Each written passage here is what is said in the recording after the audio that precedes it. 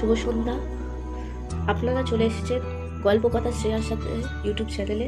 আপনারা শুনছেন ভালোবাসার গোলকধাঁধা। চলো জেনে নেওয়া যাক পরবর্তী পর্ব। মেডিকেল রুমে চলেন স্যার, মেডিকেল রুমে।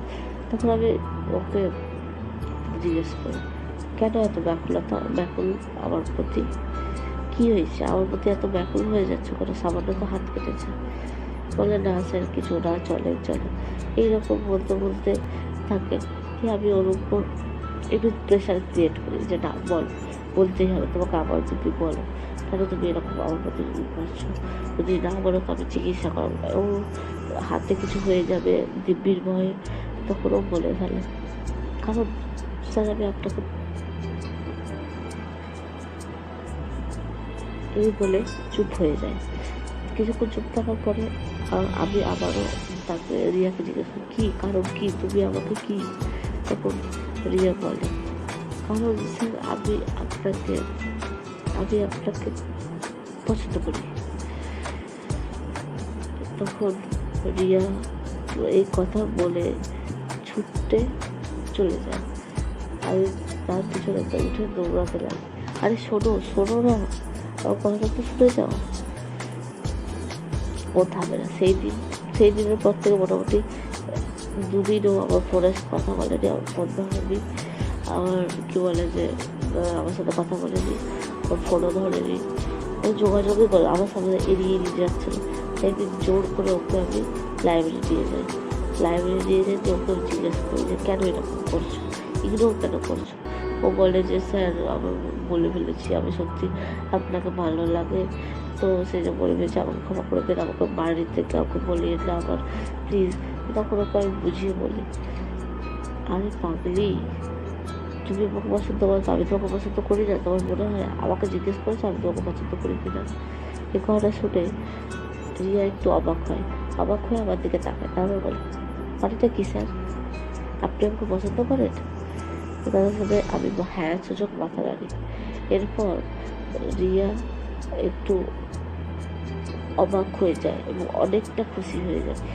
আমাকে এবং খুশি ওর চক্করে ও সেখানে আমাকে জড়িয়ে ধরে দিয়ে তারপর ওর এই যে তোমার পিছনে তদন্ত করার পিছনে ও আমার সাথে আলোচনা করতে থাকে।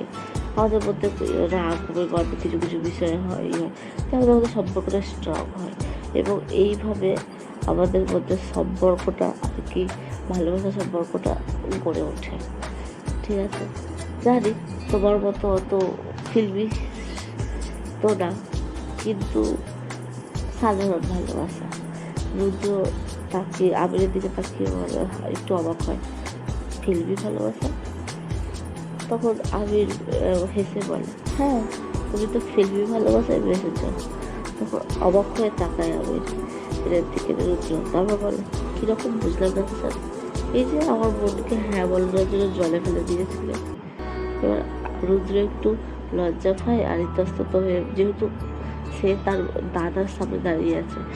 আসলে স্যার সেরকম কিছু না, আমি একটু আর কি মজা করছিলাম, স্যার কিছু মনে করবে না।